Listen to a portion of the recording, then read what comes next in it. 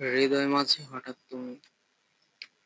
রোজ অফিসে যাওয়ার সময় মায়াকে সাথে নিয়ে অফিসে যায় আলফি। মায়া একা একা সারাদিন কি করবে বাড়িতে? বাড়িতে একা একা থাকলে কেটে কেটে চোখ মুখ ফুলিয়ে ফেলবে। জার্মানিতে এসেছে 15 দিন হয়ে গেছে। প্রতিদিনের মতো জগিং করে বাড়িতে ফিরে আসে আলফি। রুমে এসে দেখে মায়া এখনো ঘুমিয়ে আছে। দুজন গোসল করে একসাথেই ফজরের নামাজ আদায় করেছিল। বাহিরে একটু একটু আলো ফোটার পর আলভি জগিং করতে বেরিয়েছিল আর মায়া আবার ঘুমিয়েছে। ফ্রেশ হয়ে এসে মায়াকে টেনে ওঠায় ঘুম থেকে। উঠে ঝিম ধরে বসে রইল মায়া। ঘুমে তাকাতে পারছে না এখন। আলভি কোলে তুলে ওয়াশরুমে রেখে আসে মায়াকে। রুমের একপাশে দেয়ালের বদলে পুরোটাই গ্লাস দেওয়া। গ্লাসের সামনে থেকে পর্দা সরিয়ে দিতেই পুরো রুম আলোকিত হয়ে যায় বাইরের আলোয়। হেঁটে বেডের কাছে এসে দাঁড়ায়। বেড গুছিয়ে রেখে রুম থেকে বেরিয়ে নিচে নেমে আসে। আলভি নিচে নেমে আসতেই কলিং বেল বেজে ওঠে। একজন কেয়ারটেকার এগিয়ে যায় ডোরের দিকে। ডোর খুলে দিতেই ভেতরে প্রবেশ করে মেরিনা। আলভি মেরিনাকে দেখে কপাল ভ্রু কুঁচকে তাকিয়ে থাকে। এত সকাল সকাল মেরিনা এখানে কেন? সবেমাত্র 7টা বাজে এখন। আলভির কাছে এসে দাঁড়ায় মেরিনা। হাসি মুখে বলে, কেমন আছো আলভি? আলহামদুলিল্লাহ, আপনি? ভালো। আলভি ঝোপায় দিকে ইশারা করে বলে, বসুন। মেরিনা আলভির সাথে সোফায় বসে একটু দূরত্ব বজায় রেখে মেরিনা বলে, মায়া কোথায়? ওকে দেখছি না যে। রুমে রয়েছে, আসছে। তুমি হয়তো ভাবছো আমি এত সকাল সকাল এখানে কেন? আমি তো রাতেই আসতে চেয়েছিলাম। তারপর আবার ভাবলাম এত রাতে এসে আর তোমাদের বিরক্ত করব না, তাই সকালের অপেক্ষায় ছিলাম। কিছু হয়েছে? সামনের 30 তারিখে আমার আর জেমি চৌধুরীর বিয়ে। আলভি খুশি হয়ে বলে, কংগ্রাচুলেশন। মেরিনা বিয়ের ইনভাইটেশন কার্ড আলভির দিকে বাড়িয়ে দিয়ে বলে, আমাদের বিয়ের প্রথম ইনভাইট আমি তোমাদের দুজনকে করতে এসেছি। তোমরা দুজন কিন্তু অবশ্যই আসবে। তোমাদের দুজনের অপেক্ষায় থাকবো আমি। ইনশাল্লাহ অবশ্যই আসবো। আসি তাহলে, ভালো থেকো। আগামীকাল অফিসে দেখা হচ্ছে। ব্রেকফাস্ট করে যাও। No thanks. জেমি অপেক্ষা করছে আমার জন্য। মেরিনা বেরিয়ে যায় বাড়ি থেকে। আলভি বিয়ের কার্ডের উপর নজর বুলায়। মেরিনা বিয়ে করছে শুনে সত্যি খুশি লাগছে। মায়া নিচে নেমে এসে আলভির দিকে তাকায়, তারপর আবার হাতে থাকা কার্ডের দিকে তাকায়। কিসের কার্ড এটা? আলভি মুখ তুলে মায়ার মুখের দিকে তাকায়। মায়াকে টেনে কোলের উপর বসিয়ে ঘাড়ে থুতনি ঠেকিয়ে বলে, মেরিনার বিয়ের কার্ড। আমাদের ইনভাইট করে গেল। কখন এসেছিল? একটু আগেই। মায়া কার্ডটা হাতে নিয়ে উল্টে পাল্টে দেখে। আলভি মায়াকে আরেকটু চেপে ধরে বলে, চলো লং ড্রাইভে যাই। কোথায়? তুমি যেখানে যাবে। আমি কি কিছু চিনি নাকি এখানকার? আচ্ছা, আমি নিয়ে যাব আমার পছন্দের জায়গায়। এখন চলো, খেয়ে নেই, খিদে পেয়েছে। মায়া আলভির কোল থেকে নেমে দাঁড়ায়। কার্ডটা টি টেবিলের উপর রেখে ডাইনিং রুমের দিকে এগিয়ে যায়।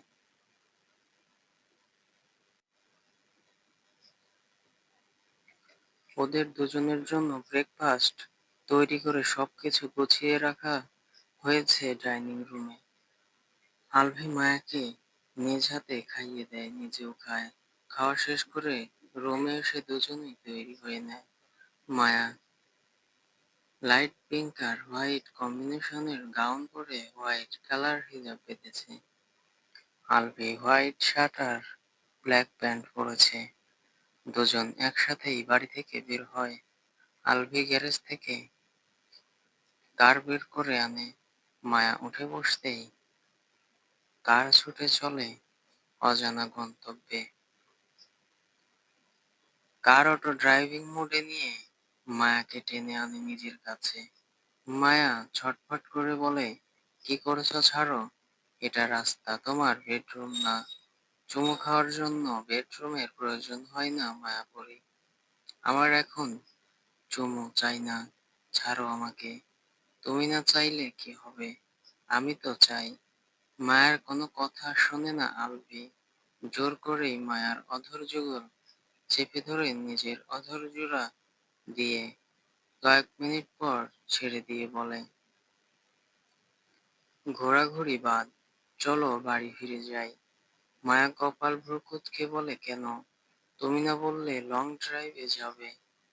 আর লং ড্রাইভ, আর এখন আদর করতে ইচ্ছে করছে। মায়া আলভির কাছ থেকে দূরে সরে এসে নিজের সিটে বসে আবার সিট বেল্ট লাগাতে লাগাতে বলে, এখন কিছু করলে আগামী 1 মাস তুমি আমার দ্বারের কাছেও আসবে না। ভদ্রলোকের মতো যেখানে যেতে চেয়েছো সেখানে নিয়ে চলো। বউটা বাঙালি হয়েও ব্রিটিশদের মতো আচরণ করে। মায়া কিছু না বলে বাইরের দিকে তাকিয়ে থাকে। আলভি হতাশার শ্বাস ছেড়ে নিজে কার ড্রাইভ করতে করতে বলে, আজকে শুধু বাড়ি ফিরে নেই। মায়া ঘাড় ঘুরিয়ে তাকায়। বাড়ি ফিরে কি করবে? আদর। সুর ধরে টেনে টেনে বলে কথাটা। মায়া আবার বাইরের দিকে তাকিয়ে বলে, যে কি শুরু করছে আদর আদর, আল্লাহর নামটাও তো নিতে পারো। ও আল্লাহ, তোমার এই বান্দির মনে এটুকু মায়া, দয়া মায়া দাও। জামাইকে শুধু ব্ল্যাকমেইল করে কথায় কথায়, আমার একটা কথাও শোনে না, খালি ভয় দেখায় আমাকে। চোখ বড় বড় করে তাকায় মায়া।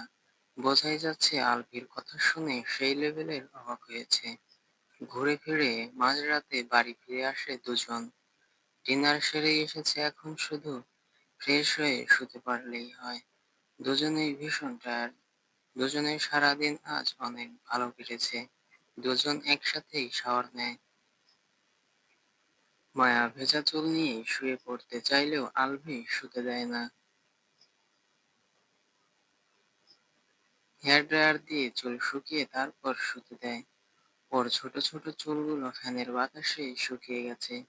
লাইট অফ করে মায়াকে বুকে জড়িয়ে ধরে নিশ্চুপ হয়ে যায়। আজ 30 তারিখ, মেরিনা আর জেমির বিয়ে। কমিউনিটি সেন্টারে বিয়ের আয়োজন করা হয়েছে। মায়া আলভি সেন্টারের ভেতর প্রবেশ করে একে অপরের হাত ধরে। বিয়ে পড়ানোর সময় হয়ে আসে। মেরিনার হাত ধরে ওর বাবা স্টেজে নিয়ে আসে মেরিনাকে। মেরিনা আজ পশ্চিমাদের মতো করে বউ সেজেছে, তবে ভীষণ সুন্দর লাগছে দেখতে। সকলের নজর মেরিনার দিকে। মেরিনা জেমির দিকে একবার তাকিয়ে সামনে দাঁড়িয়ে থাকা সকলের দিকে তাকায়। সকলের সামনেই মায়া আলভি একে অপরের হাত ধরে দাঁড়িয়ে ওর দিকে তাকিয়ে আছে। দুজনকে ম্যাচিং ড্রেসে ভীষণ সুন্দর লাগছে দেখতে। দুজনকে পাশাপাশি সবসময় সুন্দর লাগে। ওরা দুজন একে অপরের জন্যই তৈরি। মেরিনা আজও মনে হচ্ছে আলভি ওর হলে কি এমন ক্ষতি হতো, এরকম ভাবাটাও এখন অন্যায়। দুজনের দিক থেকে চোখ সরিয়ে জেমির দিকে তাকায় আবার। এখন থেকে ওর সব ভাবনায় সব সময় জিমি থাকবে। ও যাকে ভালোবেসেছে তাকে না পেল, ওকে যে ভালোবেসেছে সে তো ওকে পাবে। বিয়ে শেষ করে 9টার পর পর মেরিনা জেমি আর ওদের পরিবারের কাছ থেকে বিদায় নিয়ে সেন্টার থেকে বেরিয়ে আসে আলভি মায়া। শুভ ওদের দুজনকে বাড়ি পৌঁছে দিয়ে নিজের ফ্যামিলি নিয়ে নিজেদের বাড়ি ফিরে যায়। মায়া ফ্রেশ হয়ে ড্রেসিং টেবিলের সামনে দাঁড়িয়ে মুখে ক্রিম লাগাচ্ছিল। আলভি এসে মায়ের পেছনে দাঁড়ায়। মায়ার উন্মুক্ত ঘাড়ে আঙ্গুল দিয়ে স্লাইড করে। মায়া বিরক্তি ভঙ্গিতে ঘাড় ঘুরিয়ে আলভির মুখের দিকে তাকিয়ে বলে, তোমার সমস্যা কি? সব সময় এমন করো কেন? দূরে সরো। আলভি দূরে সরে না, উল্টো মায়াকে চাপটে ধরে, মায়ার ঘাড়ে ঠোঁটে ছুঁয়ে কানের লতিতে চুমু খায়, ফিসফিস করে বলে বাবু চাই। বাবুর নাম করে বারবার কাছে আসার বাহানা আমি কি বুঝি না নাকি? এত বুঝে কি হবে যদি হাজবেন্ডের মন বুঝতে না পারো? সবই বুঝি আমি। এখন আমার ঘুম পেয়েছে, ডোন্ট ডিস্টার্ব মি। আলভির কাছ থেকে নিজেকে ছাড়িয়ে নিয়ে বেডের দিকে আগায়। আলভি দ্রুত গিয়ে মায়ার জামার জিপার খুলে দেয়। মায়া ঘুরে দাঁড়িয়ে বলে, তুমি দিন দিন অশ্লীল হয়ে যাচ্ছ। বউয়ের সাথে রোমান্স করলে যদি অশ্লীল হয়ে যাই, তাহলে আমি অশ্লীলই এখন বেশি। কথা না বলে কাছে আসো, আদর করি। মায়াকে টেনে নিজের উন্মুক্ত বুকের সাথে মিশিয়ে উঁচু করে বেডার দিকে আগায়। সো ফ্রেন্ডস, চ্যানেলটি প্লিজ সাবস্ক্রাইব করে দিবেন এবং ভুল ত্রুটি হলেও ক্ষমার দৃষ্টিতে দেখবেন। ধন্যবাদ সবাইকে।